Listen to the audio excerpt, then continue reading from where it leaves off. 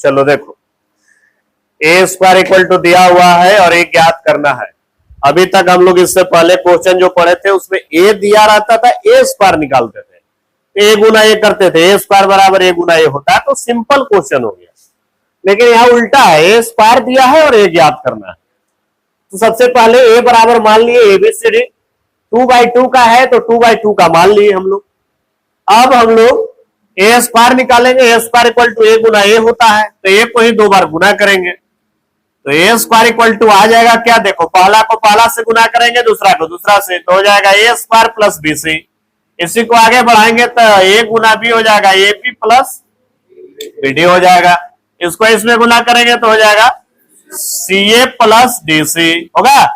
इसको इसमें गुना करेंगे तो सी गुना बी हो जाएगा सी बी, अब प्लस हो जाएगा डी स्क्वायर। ए स्क्वायर हम लोग जो लेट किए थे उसके माध्यम से ज्ञात कर लिया और ए स्क्वायर का मान दिया हुआ भी है। अकॉर्डिंग टू क्वेश्चन दोनों बराबर होगा क्योंकि दोनों ए स्क्वायर का ही वैल्यू हुआ, तो इसके बराबर उसको करेंगे हम लोग और सॉल्व करेंगे। A square plus B C, A B plus B D, C A plus D C, C B plus D square equal to है 7, 10, 15, 22। ध्यान से देखिए, अब सिंप्लीफाई मेन है इसका सिंप्लीफिकेशन। इतना तक कोई काम नहीं है एक्स्ट्रा, ये तो सब कोई कर लेगा, इतना मेन काम अब शुरू होता है। देखो दो मैट्रिक्स जब बराबर है तो संगत संगत तत्व बराबर होते हैं, इसी कंसेप्ट पर आधारित एक क्वेश्चन है।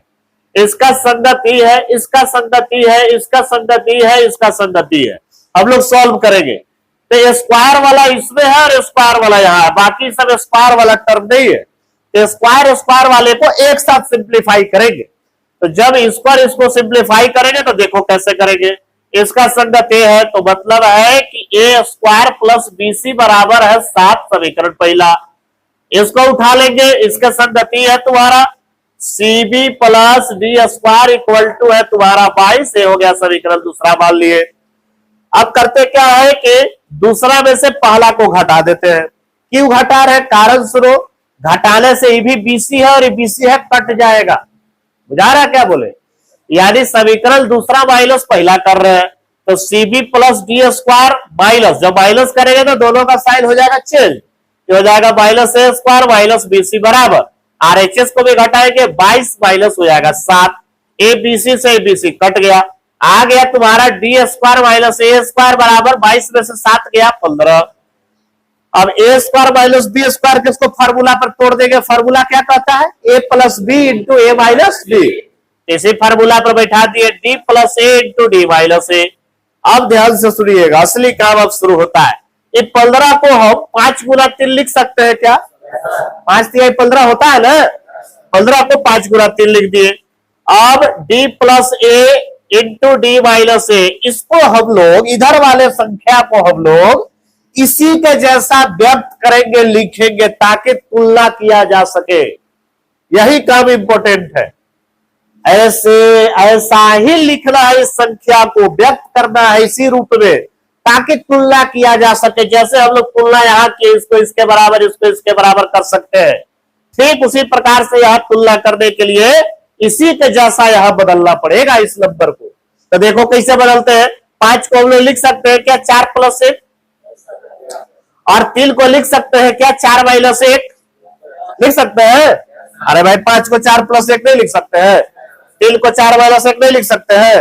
अब देखो इसी पर आधारित ही है के लिए ध्यान से देखो, डी 2 जगह है ना, डी 2 जगह, तो डी का मान जो होगा वो सेम होना चाहिए दोनों जगह। देखो तो 4 4 दोनों जगह बराबर आ रहा है कि नहीं, ये दोनों जगह है तो ए का मान दोनों जगह सेम होना चाहिए, और यहाँ प्लस है तो प्लस होना चाहिए, और यहाँ माइनस है तो माइनस होना चाहिए, है कि नहीं। यानी इस संख्या को हम इसी रूप में व्यक्त कर दिए।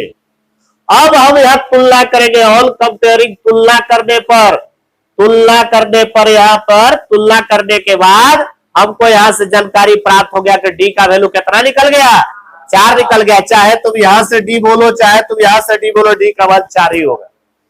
अब यहां से भी मान चाहे निकालो, चाहे यहां से भी मान निकालो, ए का मान कितना निकल गया, 1 निकल गया। ये कंसेप्ट इंपॉर्टेंट है, यही इंपॉर्टेंट है, इसके बिना क्वेश्चन बनेगा नहीं। तो आपको इस संख्या को इसी रूप में बदलना पड़ेगा ताकि कंपेयर करके मान निकाला जा सके। क्योंकि यह समीकरण देखो, ये जो है एक इक्वेशन हो गया और एक में वेरिएबल जो चर है वो दो गो है, एगो डी है और एगो ए है। और तुम 10th क्लास में सीखा होगा कि जय वो चर रहेगा उतना ही समीकरण रहना चाहिए तभी हल होगा। जैसे x प्लस वाई बराबर 4 है, इसको हम कह दे कि x और y का मान निकालिए तो निकाल लेगा। एक x का मान और एक y का मान निकालना रहे तो नहीं निकाल पाएगा।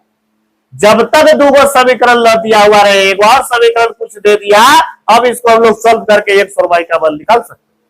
जानते हो ना, जय गो चर उतना समीकरण होना चाहिए तब निकलता है, और नहीं तो फिर आपको लॉजिक लगाना पड़ेगा, दिमाग लगाना पड़ेगा। अगर कम संख्या में समीकरण दिया हुआ है तो तुलना करना पड़ेगा, उस रूप में व्यक्त करना पड़ेगा।